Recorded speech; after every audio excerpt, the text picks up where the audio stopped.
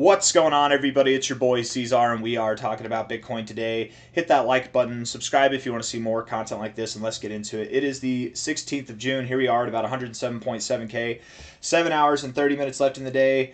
Moving up. We're up about 2%, breaking out of this lower range here, right? We had a higher low. Very, very volatile for Bitcoin, right? I mean, just moving down at a nice pace, moving up, moving down, moving up. We're probably... getting set up, maybe it's an ascending triangle. I don't know. I think Bitcoin's just drunk and we're just figuring ourselves out. We've done this before. Even here, right? Whenever we broke out to the upside. Everything's good. Oh no, the world's ending, and then back up. A lot smaller of a scale in time, but we have compared this to that over there. Also over here, you did the same thing. You broke out. Look, you broke out here, and then you went back down, and then you broke out. This is just larger. That's the only real difference, right? Is that it's larger, so it's scaley. It's so scaley, but everything's fine. Everything's fine, and the sun is shining, and the sun is shining because the trolls have dissipated. They've gone away, man. They've absolutely dissipated. They don't know what to think, man. It's got to be hard to be in the bull market, and when the market is moving up, you're not making money. It's got to be hard, man. Shout out to all the trolls who said that they were shorting because I was saying the price was going to go up. Or maybe don't shout out. I don't know, man. You're going to have to shout pretty loud. They're deep in those caves. Here we are, 1 hour time frame, getting some bearish divergence, yeah? You've got some bearish divergence. Did you, oh wow, did you already go down though? No, you didn't. Okay. You do have bearish divergence, but you might be getting rid of that. That's so weird. It's very, very bullish situation to be in, actually, you guys. 27 minutes left in this 1 hour candle. We're not up that high. We don't have a lot of volume. We could come back down. Let's address this real quick, okay? You do have bearish divergence. Lower highs right here on the 1 hour. It's not a big deal. It's not significant at all, okay? On the 1 hour time frame. If this hour comes down and it closes red, you won't have this high. But if we can close this candle green, by the time most of you guys watch this, if we close it green, that's actually a very powerful signal. You're literally negating this bearish divergence without going back to where the divergence formed. That's crazy. And you only do that in bullish environments. And I would say we're in a bullish environment, right? Look at what's happened. Look at how much volume we moved down with here, right? And there was no persistence afterwards. We started moving up. Volume died out. You had a little bit of volume come in on the way up, but every move down that we had, there was no volume persisting. Only once we began to move up did the volume come in, and now we're getting into the overbought zone.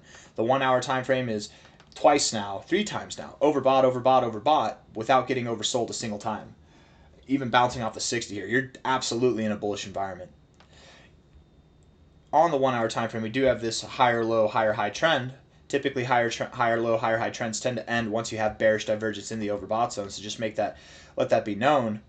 I wouldn't be surprised at all if going into the end of the day here, we saw some kind of a pullback back down to this 50 again, coming back down. Whoop, I'm not drawing a straight line there, but coming back down and finding support at this like lower trend line here. I didn't draw the straightest line, but you can see what I'm going for. Maybe it's at the 50, maybe it's just below the 50, whatever. But some kind of move down would make sense, unless we keep pushing higher. Because I'm telling you guys, if we negate this bearish divergence, which all we have to do that is basically close here or higher. I would want to see us close higher in the next 26 minutes. This video will not go on for 26 minutes, so unfortunately we'll have to wait and see. But if we can do that, then maybe we do push higher from here rather immediately. Where are we right now in terms of the fibs? Let's see. High to low. That was not the high. I was off. Let me see. Let's get it. Let's see. High to low. Golden ratio. So it would actually make a lot of sense to find resistance here, okay? And where would we pull back to?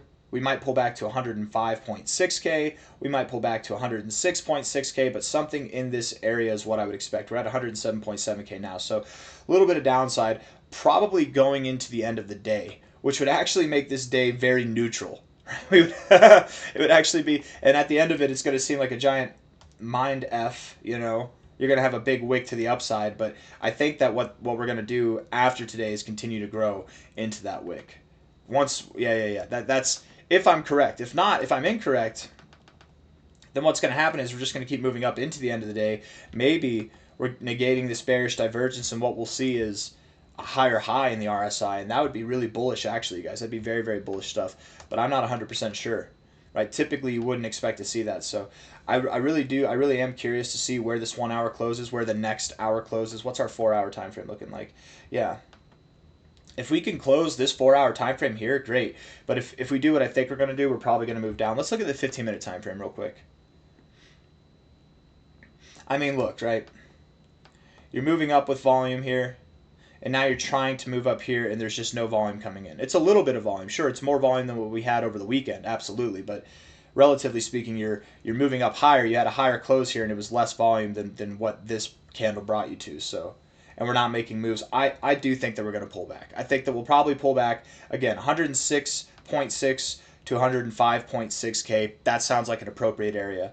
I would love it if instead of by the end of the day getting there, right, the end of the day is like right here. Let's see, that's the end of the day right there. I'd love it if we just did this. Like 1 hour went all the way down, and then end of the day we start coming up. That would be great if we could do something like that, but I doubt that's what's going to happen. I bet we are at 106.6 to 106 or 105.6K, somewhere in that area by the end of the day, and then we'll probably continue to grow into tomorrow. I do believe that this week will be a positive week. I do believe we'll continue to grow. I want to look at the 4-hour time frame real quick. Oof. So close to the overbought zone, man. So close. But you're not there. And I think if this 4-hour time frame were to close red, you're going to be rejecting the overbought zone.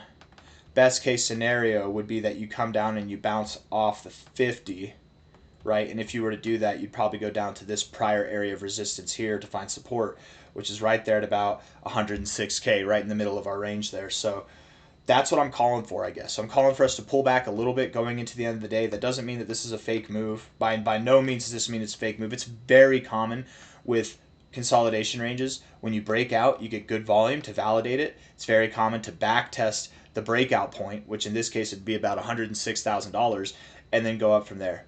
I really wouldn't be surprised. In fact, I'm curious. Let's just see. What would this do? Do we have like a golden ratio right at 106K? No, 382. 105.8, something around there, yeah. 105.6, 106.6. We keep coming up with targets there. If this move goes up a little bit more before it starts to move down, that just comes up a little bit more too. So, yeah, that's what I'm expecting. If I'm wrong, the only way that I'm going to be wrong, guys, is that we're moving up higher. We're not going to see the pullback, and we're just going to keep moving up, which I'm okay with. I hope you're okay with. But that's all I got to say, I guess. Yeah. We're going to be moving up by the end of this week. I am expecting that we'll see new all-time highs. That's nothing new there. We've been talking about that for a few days. Absolutely, I believe that we'll be at new all-time highs by the end of this week. If you think about it, if you really think about it, I mean, looking at the 4-hour time frame, we have a whole week to go, right? This is Monday. It's the first day of the week. We've got a whole 6 days left in the week. We're probably, with our posturing, I don't care what we do, man, we're probably going to get into the overbought zone at some point on the 4-hour time frame.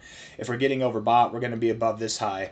If we're getting above this high, like we're taking out new all-time highs by the end of this week, man. And getting overbought on the 4-hour time frame probably allows us to get overbought on the daily time frame, which again, getting overbought would likely reflect in a breakout of this overall range. So absolutely, by the end of this week, we're looking for new all-time highs. How high will we be? I don't know. 115K, 113K, I don't know. But going into next week, going into the end of next week, we should be reaching for prices that are fantastically higher.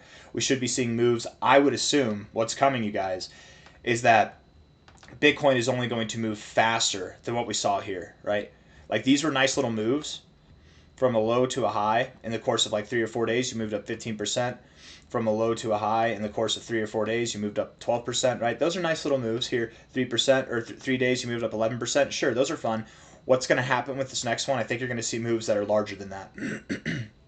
I think we're going to see moves that are larger than that in about the same amount of time. And then between now and the end of June, we should be at 140K or thereabouts, okay? I got nothing else for you guys. I hope you enjoyed the video. Bouncing off the 50 is a good thing. Bouncing off the 40 to 35 area is a good thing. Getting overbought like this and not getting oversold, maintaining higher lows is a good thing on the daily time frame. 3-day RSI is bullish as hell. Weekly RSI is bullish as hell. I mean, this is phenomenal. We want to get this thing into the overbought zone, and being here at 107.7K, there's no doubt in my mind that if and when we get to new all-time highs by the end of this week and we close there, we will be in the overbought zone, and you guys know what that means. It's time to party. So I got nothing else. Hit the like button, subscribe. Thank you all for being here. I'll see you on the next one. End of month rally. It's happening. Bye-bye.